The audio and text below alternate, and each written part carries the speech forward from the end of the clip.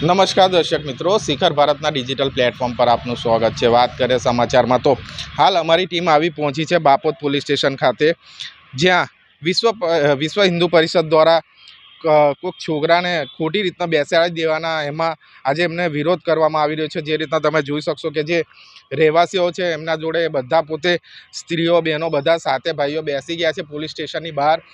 કયા કારણસર બેઠા છે, શું છે પૂરી સંપૂર્ણ માહિતી આપણે ચોક્કસપણે એમની પાસે જાણીશું કે વિશ્વ હિન્દુ પરિષદના જે વ્યક્તિ છે એમના દ્વારા કેમ આ વિરોધ કરવામાં આવ્યો છે, શું છે સમસ્યા, ચોક્કસપણે જાણવાનો પ્રયાસ કરીશું।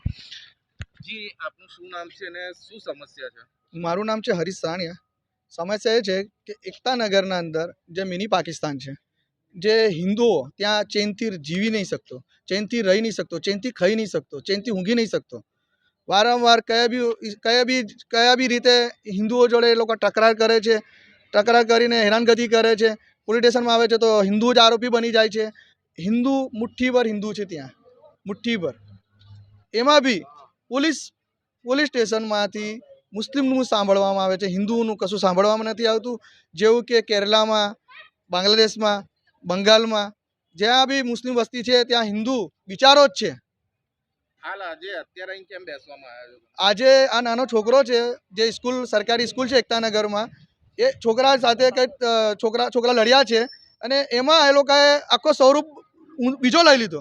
એમાં મોટા લોકો ટોળા અમારા મેલ્લામાં ઘૂસી ગયા, હથિયારો લઈને ઘૂસી ગયા અને ડાયરેક્ટ એમના ઘર પર જે રહે છે એમના ઘર પર હુમલો કરવા લાગ્યા અને છોકરાને પટાઈને બોલાવીને જે છોકરો કોલેજમાં ભણે છે એ છોકરાને બેસાડી દીધો। જે છોકરો નોકરી એના પપ્પા સાથે કામ બતાવે છે, એના પપ્પાની તબિયત ખરાબ રહે છે એટલે એ છોકરો કોલેજથી ડાયરેક્ટ એમની પપ્પાની જોડે કામ પર જતો રહે છે કે મારા પપ્પાની તબિયત ખરાબ છે એટલે એમની સાથે મદદ કરવા જતો રહે છે। છોકરાને કેમ બેસાડી દેવામાં આવે છે? એ લોકોએ એવું લખાયું છે કે આ છોકરો હતો।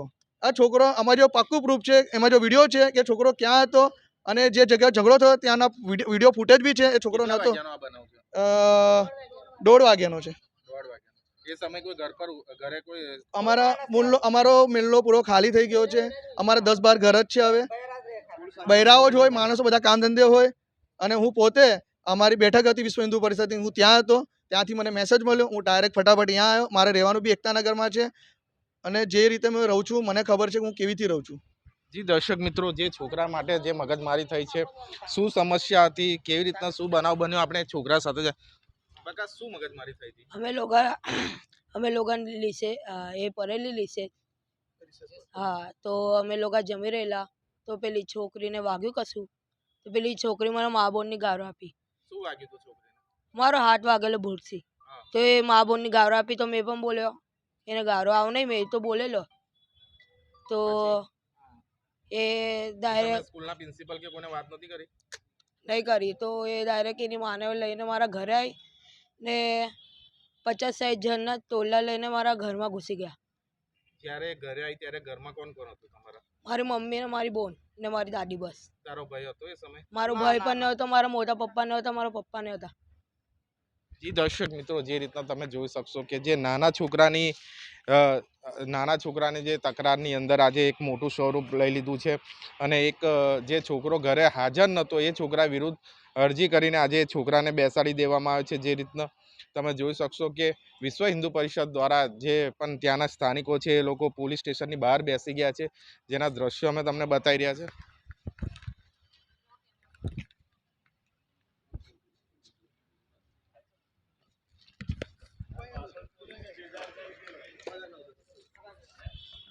જે રીતના તમે જોઈ શકો છો કે હાલ જે પણ સ્થાનિકો છે એ સ્થાનિકોના ઘણા બધા વિગતો છે જેમની આપણે બીજી ફરી એકવાર ચર્ચા કરીશું। જી હરીશભાઈ, અત્યારે તમારી માંગ શું છે અને શું વધારાના ત્યાં બનાવો? હું કાલે બી બાપોદ પોલીસ સ્ટેશન આવ્યો હતો, એના કેમેરા ફૂટેજ ચેક કરી શકે છે બાપોદ પોલીસ સ્ટેશનના। આ છોકરીનો મને ફોન આવ્યો કે હરીશ મામા મને પાછો પેલો જાનથી મારી નાખવાની ધમકી આલે છે અને મને તું મારી સાથે રહે નહીં ને તો હું તને મારી નાખીશ। પછી 10-15 દિવસ પહેલે એની મમ્મીને જાનલેવો હુમલો થયો હતો, જે ખંજર 8 ઇંચ પેટમાં મારી દીધેલું અને એને પોલીસ સ્ટેશનમાંથી જામીન મળી ગયા। જાનલેવો હુમલો, મર્ડર કરવાને ઈરાદે એને ખંજર માર્યું હતું અને એને પોલીસ સ્ટેશનમાંથી છોડી દેવામાં આવ્યો જામીન પર। આ છે બાપોદ પોલીસ સ્ટેશનની કામગીરી। અને આ છોકરી છે પાયલ, એને મારી નાખવાની ધમકી આલે છે। એનું નામ છે સલમાન. જી દર્શક મિત્રો, આ બનાવ થોડા દિવસ અગાઉ થયેલો છે. પાયલબેન પણ હાલ બેઠા છે. એ પણ કંઈક ને કંઈક બાપોદ પોલીસ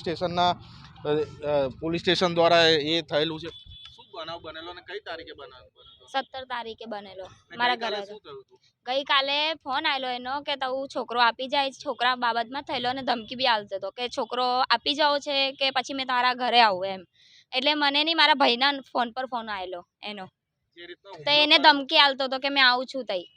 તમારા મમ્મી પર કે કોઈની પર હુમલો કર્યો? હા, મારી તો એ મમ્મી પર છૂટી ગયો કરેલો. જામીન પર? હા, એ તો એક જ દિવસ રાખ્યો ને બીજા દિવસ તો છોડી દીધો એને. અને હાલ અત્યારે શું કહે છે? એ તો એવું જ કહે છે કે એને એ ધમકી આપે છે કે એને છૂટું જ જોઈએ છે ને મેં રૂબરૂ મળીને છૂટું આપીશ એને. જી દર્શક મિત્રો, આપણી સાથે હરીશભાઈ બી બેઠા છે. હરીશભાઈ, જે ખંજર મારવા વાળો છે એક દિવસમાં છૂટી ગયો અને હાલ એક નાના છોકરાની મગજમારીમાં બાપોદ પોલીસ સ્ટેશન દ્વારા એક છોકરાને બેસાડી દેવામાં આવ્યો, શું કહેશો? એટલે એ જ કામગીરી છે ને આ લોકોની બાપોદ પોલીસ કે જ્યારે કોઈને જાનલેવા હુમલો થાય છે ત્યારે એ આરોપી બિંદાસ ફરે છે, ત્યારે બાપોદ પોલીસ સ્ટેશન એને હોદવા નથી જતી, કંઈ નહીં. અને જ્યારે એક નાના છોકરાની ઝઘડામાં એમને કેટલો મોટો સ્વરૂપ લઈ લીધો. આ ટોળા અંદર ઘૂસી ગયા અને આરોપી બી એક હિન્દુ છોકરાને બનાવવામાં આવે છે. એટલે આ બહુ મોટો ગંભીર વિષય છે આ. એટલે હિન્દુ એકતાનગરમાં સેફ નથી. જી દર્શક મિત્રો, જે વિશ્વ હિન્દુ પરિષદના હરીશભાઈ છે એમના દ્વારા કહેવામાં આવ્યું છે કે એકતાનગરની અંદર હિન્દુઓ સેફ નથી, પરંતુ જે અત્યારનો જે બનાવ છે, જે નાના છોકરાની તકરારની અંદર જે બનાવ બનેલો એ વ્યક્તિ જે એમના દાદી છે એમની સાથે પણ વાત કરીશું આપણે. હા, જો સ્કૂલમાં મારો પોત્રો સ્કૂલ જાય છે, સ્કૂલમાં ભણે છે, તો તઈ કઈ છોકરા લડે, અમે એટલી ધ્યાન નહીં આપી.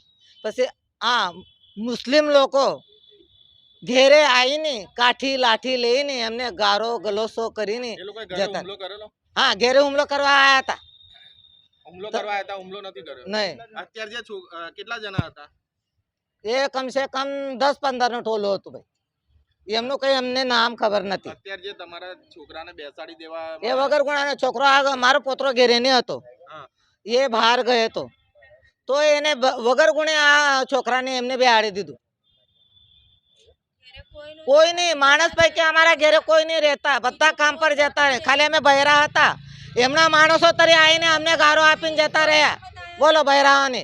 એટલે ક્યાંક ને ક્યાંક ખોટી ફરિયાદ થઈ હોય, હા. અરજી થઈ હોય તમારા છોકરા વિરુદ્ધ, એવું કહેવાય. તો આ તો ખોટી જ ફરિયાદ કરી આ લોકોને, આ છોકરા પર ખોટી ફરિયાદ કરી, ગારો ગલોસી એમને બહેરા ઉપર બી ગારો ગલોસી કરે આ લોકોએ ઘેરે આવીને. એમની વિરુદ્ધ કોઈ એક્શન લેવામાં આવ્યો છે? એમના તરફથી કોઈ એક્શન નહીં લીધું, કોઈને, પોલીસ વાળાએ નહીં લીધું, ખાલી અમારા છોકરાને બેહાડી દીધું.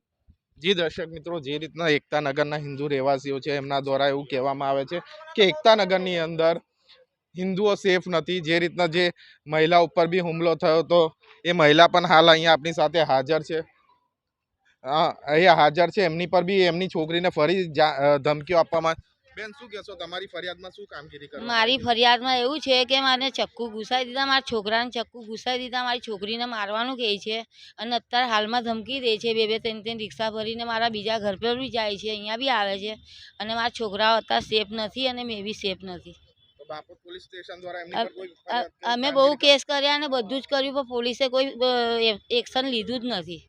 એને એક જ દિવસ રાખીને તૈયારીમાં છોડી દીધો ને હાલ ધમકી આપે છે. અને અમને આ લોકો ધમકી આવે એને એવું કહે છે આ છોકરીને તો મેં જીવા જ નહીં દઉં. અને મારા છોકરા રિક્ષા ચલાવે છે, એમના પર બી કાલે બી એ કરી લે. તો ગઈકાલે તમે મળવા હતા? કાલે મારા બીજું ઘર છે ને, તઈ 2-3 રિક્ષા ઘૂસેલી, તઈ મારો નાનો એકલો છોકરો જ હતો. ધમકીઓ આપીને અમને જાય છે. તમને શું લાગે છે કે કાલ ઉઠીને જીવલેણ હુમલો કરી શકે છે? હા, હુમલો એટલે અમારા ડરીને જીવી રહ્યા છે અમે. કેમ કે બૈરી થઈને મને આટલું મારીને ગયો, મારા મોટા છોકરાને મારી દીધું, તો બી અમે સેફ નથી. અત્યારે અમે ડરીને જીવી રહ્યા છે અને પોલીસ કોઈ એક્શન લેતું છે નહીં. જી દર્શક મિત્રો, ક્યાંક ને ક્યાંક બાપોદની પોલીસ સ્ટેશનની કામગીરી ઉપર પ્રશ્નો ઉચકવામાં આવે છે. જે રીતના તમે જોઈ શકશો કે જે એકતાનગરના રહેવાસીઓ છે એમના દ્વારા એવું કહેવામાં આવે છે કે એકતાનગરની અંદર હિન્દુઓ સેફ નથી. હરીશભાઈ સાથે વાત. હરીશભાઈ, તમારી શું માંગ છે? અમને તો એક જ વસ્તુ છે કે એકતાનગર પોલીસ સ્ટેશનમાં જે પોલીસ ચોકી છે એ ખાલી નામની છે, પણ એમાં પોલીસ વધારે હોવી જોઈએ. કેમ કે અમને લાગે છે કે ત્યાં 1-2 પોલીસો છે તો પોલીસને આ લોકો ગાંઠતા નથી. મારા પર હુમલો થયો હતો ત્યારે બી પોલીસની ગાડીની સામે જ મારા પર હુમલો થયો હતો, મારા ઘર પર. હાલ અત્યારે તમારી શું માંગ છે? બસ અમને સુરક્ષા મળે.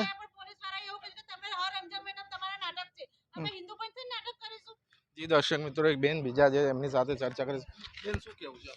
અમે કંઈ ઝઘડા બગડા છે નહીં. અમે લોકો સારું કહેવા ગયા પોલીસને કે અહીંથી અમારા બાળકનો પેલો બાબો પકડો છે, એમને છોડો નિર્દોષ, 151 કરી છે. તો એને બાબા એ લોકો પોલીસવાળા કે તમે હર રમજાન મહિનામાં તમે લોકો નાટક જ કરો છો, તમને આદત પડી ગઈ છે. હિન્દુ ભાઈ થઈને તમે મિયાભાઈ જો લડો છો, તો અમે કઈ રીતે લડીશું? એ લોકો 5 ટાઈમની નમાજ કરે છે તો બી એ લોકો પ્રોબ્લેમ અમને નહીં થતો, અને 2 ટાઈમની આરતી વાગે છે તો બી અમને લોકો મારવાની ધમકી આલે છે. અને બાળકો ગાડીઓ લઈને જાય તો બી એ લોકો પર જુલમ કરે છે, અમારી ઉપર ટાંકીને જોવે છે, મારે છે, ધમકી આલે છે, ગંદી મા બેન પછી ગારો આપે છે. રસ્તા પર ગાડીઓ બી એટલી બધી ત્રાસથી મળે છે, નીકળવાની જગ્યા નહીં આપતા. એટલો બધો ત્રાસ છે એ લોકોનો. જી દર્શક મિત્રો, જે રીતના તમે જોઈ શકો છો કે એકતા નગરના રહેવાસીઓ દ્વારા એક જ માંગ છે કે અમને ન્યાય આપો. ક્યાંક ને ક્યાંક બાપોદ પોલીસ સ્ટેશનની કામગીરી ઉપર સવાલ ઉચકવામાં આવ્યો છે.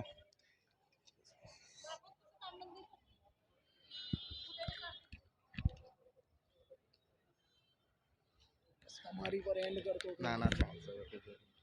આપણે આપવું પડે.